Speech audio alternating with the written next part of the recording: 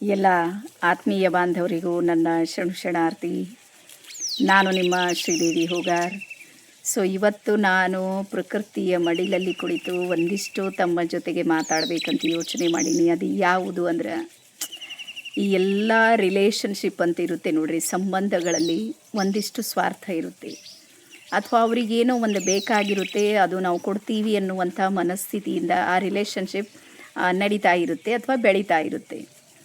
ಯಾವಾಗ ಆ ಅಪೇಕ್ಷೆಗಳು ಅವ್ರದ್ದು ಈಡೇರುವುದಿಲ್ಲ, ಅಥವಾ ಅವರು ಕೇಳಿದ್ದನ್ನು ನಾವು ಕೊಡೋದಕ್ಕೆ ರೆಡಿಯಾಗಿಲ್ಲ ಅಂದ್ರೆ, ಎಕ್ಸಾಂಪಲ್ ಅವ್ರಿಗೆ ಹಣಕಾಸಿನ ಅಗತ್ಯ ಇದೆ, ನಾವು ಆ ತಕ್ಷಣಕ್ಕೆ ಅವ್ರಿಗೆ ಕೊಡೋದಿಲ್ಲ, ಅಥವಾ ಯಾವುದೋ ಒಂದು ಸಹಾಯ ಸಹಕಾರ ಇದೆ, ಆ ಕ್ಷಣಕ್ಕೆ ನಮ್ಗೆ ಕೊಡೋದಕ್ಕಾಗೋದಿಲ್ಲ ಅಂದ್ರೆ, ನೀವು 10 ವರ್ಷಗಳ ರಿಲೇಷನ್ಶಿಪ್ ಇದೆ ನೋಡ್ರಿ, ಅದು ಒಂದೇ ಸೆಕೆಂಡಲ್ಲಿ ಏನಾಗುತ್ತೆ, ಕಟ್ ಆಗಿಬಿಡುತ್ತೆ.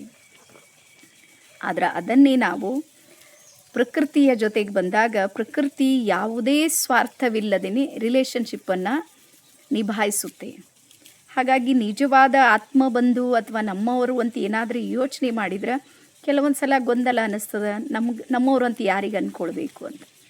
ಹಾಗಾಗಿ ತಮ್ಮೆಲ್ಲರಿಗೆ ಹೇಳೋದೇನು ಅಂದ್ರೆ, ಪ್ರಕೃತಿಯಷ್ಟು ದೊಡ್ಡ ರಿಲೇಷನ್ಶಿಪ್ಪನ್ನು ನಿಭಾಯಿಸೋದಕ್ಕೆ ಜಗತ್ತಲ್ಲಿ ಯಾರಿಗೂ ಸಾಧ್ಯ ಇಲ್ಲ.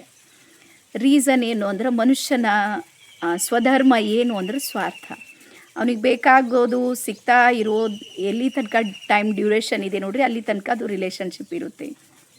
ಯಾವಾಗ ಅದು ಪೂರ್ಣಗೊಳ್ತು ಅಥವಾ ಸಿಗೋದಿಲ್ಲ ಅಂತ ಗೊತ್ತಾದಾಗ, ಆ ವ್ಯಕ್ತಿ ಎಷ್ಟು ಶ್ರೇಷ್ಠ ವಿಚಾರಧಾರೆ ಇದ್ದರೂ ಸಮೇತ ಒಂದು ಸ್ಟೆಪ್ಪನ್ನು ಹಿಂದೆ ಇಡ್ತಾನೆ, ಆನಂತರ ಎರಡನೇದು ಮತ್ತೊಂದು ಹುಡುಕಾಟಕ್ಕೆ ನಿಲ್ತಾನೆ.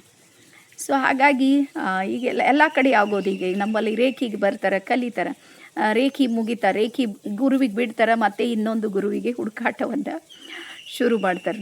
ಆದರೆ ನಿಮ್ಗೆ ಹೇಳೋದೇನು ಅಂದ್ರೆ, ನೀವು ಶಾಂತವಿರಬೇಕು, ನಿಶ್ಚಿಂತವಾಗಿರಬೇಕು ಅಂದ್ರೆ, ಪ್ರಕೃತಿಯಷ್ಟು ದೊಡ್ಡ ಸಹ ಸಂಬಂಧಿ ಜಗತ್ತಲ್ಲಿ ಯಾರೂ ಇಲ್ಲ. ಹಾಗಾಗಿ ನಿಜವಾದ ಸಂಬಂಧ ನೀವು ಪ್ರಕೃತಿಯೊಂದಿಗೆ ಜೋಡಿಸ್ಕೊಳ್ರಿ. ಆವಾಗ ಪರಮಾತ್ಮನ ಅನಂತ ಶಕ್ತಿ ಇದೆ ನೋಡ್ರಿ, ಅದು ನಿಮ್ಮ ಜೊತೆಗೆ ಜೋಡಿಸ್ಕೊಳ್ಳೋದಕ್ಕೆ ಸಾಧ್ಯ ಇದೆ. ಹಾಗಾಗಿ ಭಾಳಷ್ಟು ಸಲ ನಮಗೂ ಬೇಜಾರಾಗುತ್ತೆ, ಆದರೆ ಇಲ್ಲಿ ಜೀವನ ಇರೋದೇ ಹೀಗೆ. ಪರಿವರ್ತನೆ ಜಗತ್ತಿನ ನಿಯಮ. ಆದರೆ ಪರಿವರ್ತನೆ ಆಗದೇ ಇರುವುದು ಜಗತ್ತಲ್ಲಿ ಯಾವುದಾದ್ರೂ ಇದ್ರೆ ಅದು ಪ್ರಕೃತಿ ಇದೆ, ಪ್ರಕೃತಿ ಮಾತೆ ಇದ್ದಾಳೆ ಅಂತೇಳಿ ಹೇಳ್ತಾ ಎಲ್ಲರಿಗೂ ಶರಣಾರ್ಥಿ.